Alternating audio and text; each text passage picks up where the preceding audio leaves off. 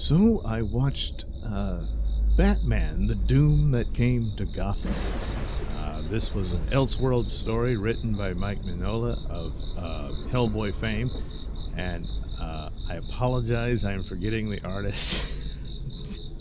The art in the comic book was interesting in that it didn't appeal to me all that well, but at the same time it was a strange distortion of the features and whatnot of characters in it that in a large way pretty much fit the overall creepiness of the story.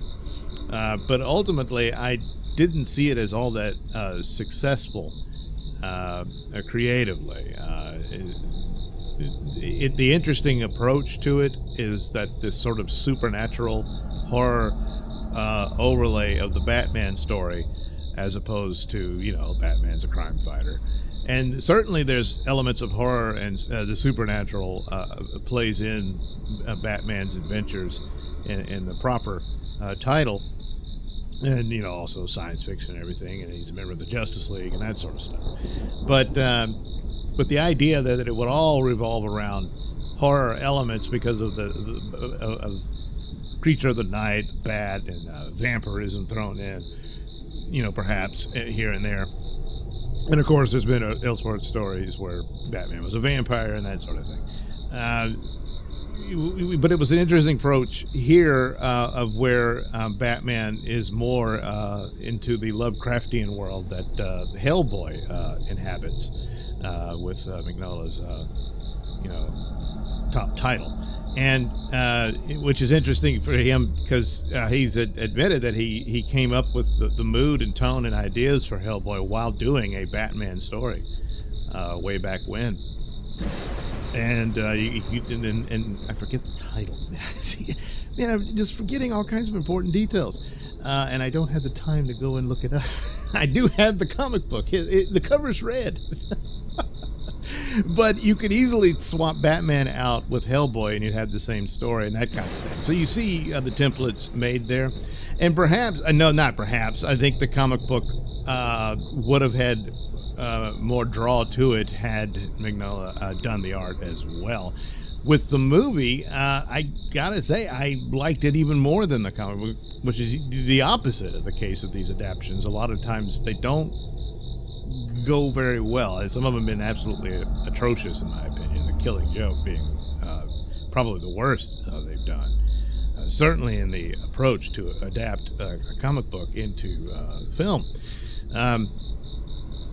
But here, well, I don't, maybe it's just seeing it on screen and it plays out, because it's very loyal to the material. The plot and everything is very, very similar to it, and it has, and of course the atmospherics and creepiness are even stronger in that of what it is. But the flaw is still there. I think ultimately the idea of Bruce Wayne having been vigilante Batman, it's almost as if suddenly he just is. The premise of it is that he's been traveling with his wards around the world for 20 years.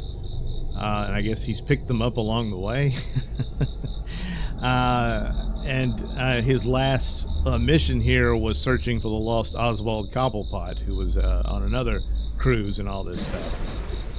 And of course, there's another story where it turns out there's this generational thing with the families of Gotham and Batman's father and all this, and that they made a deal with the devil and all this sort of thing, and now it's the time to pay has come to pass. But it's going to be paid by the sons and whatnot, because of Oliver Queen. The Oliver Queen thing, they make him. I think the comic book did it better there. Well, with him here, he's too much of a drunk in the film, and that sort of thing. But it was an interesting take of where he takes on the garb of a Crusader knight rather than his archery thing, and he still uses bow and arrow and all that. But that was an interesting take, and certainly it applies to this, reference to old lore and stuff about evil creatures and whatnot, and it fits very well with that. But so that's one I'll give the comic book did it better, I think, than the movie.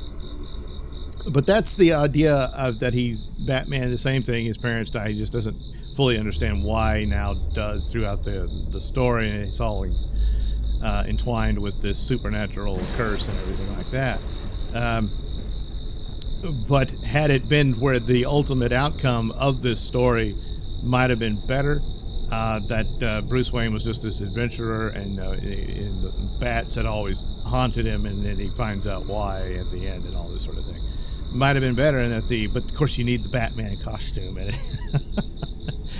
I suppose in a roundabout way, maybe could have linked it to the Batman of the Gotham by Gaslight, because the outfit's very similar. It's just later years and that sort of thing, maybe. But I don't know. I mean, for the context of this story, it works better as primarily this horror story that ultimately leads to Bruce Wayne becoming literally a Batman. So, spoiler, he goes the Kirk Langstrom route, only in a supernatural way, not a science fiction way. So that's the deal. It opens the creepiness, almost like The Thing, where they're in the ice and everything, and the Cobblepot is lost, and they have the creepiness of his ship and what happened, and the crew went mad and all this sort of thing, and it's this monster, Lovecraftian monster frozen in ice. And of course, also pretty much top to bottom, the plots of Hellboy stories, where there's these Lovecraftian elder gods looking to cross over into our realm, and there's all these cults trying to make it happen and that sort of thing. And so you can see all the different variations of the Batman characters and villains and how they would play out, all linked to the supernatural origins here. No Joker, which is actually a plus, because Joker is saturated throughout Batman.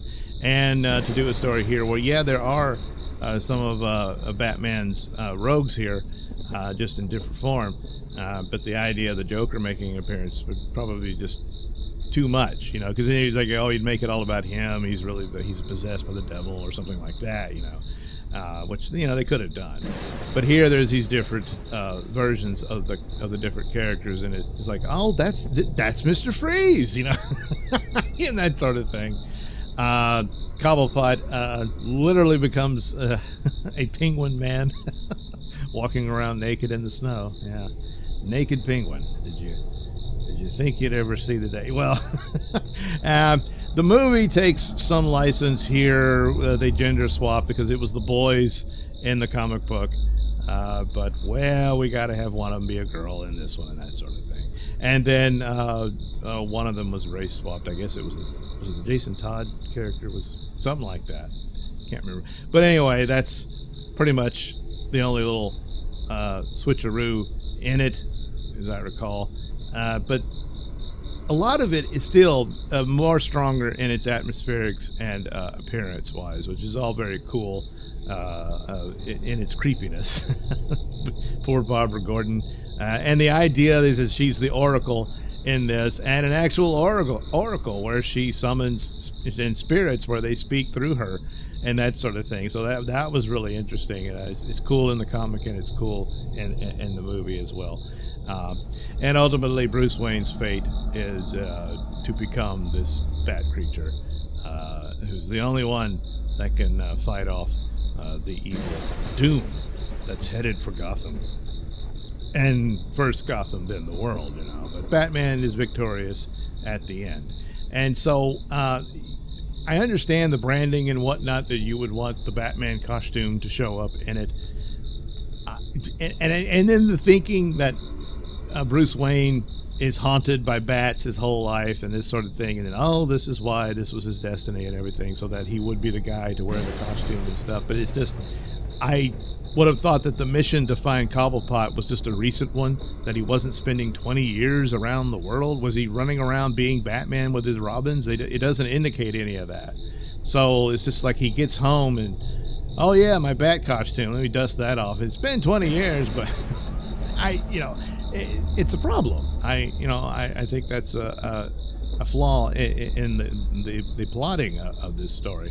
And I think it could have been fixed easily, that, yeah, he had this Batman career And then he went off to find Cobblepot, who would have been, this guy from Gotham. He would have known, and the families and everything. That probably would have worked out better. But anyway, as far as adaptations go, this is probably one of the better ones in that how loyal it is to it. And it looks cool, and I just my opinion, it looks better than the comic book does, but that's more a subjective thing than anything else. I recommend it because I've been let down by a lot of the DC animated movies, and some of them are pretty good, and a lot of them are just, like I said, Killing Joke was just a huge letdown. But there's some diamonds in the rough and all of that. So, and oddly enough, this is one of them. So, I recommend The Doom That Came to Gotham.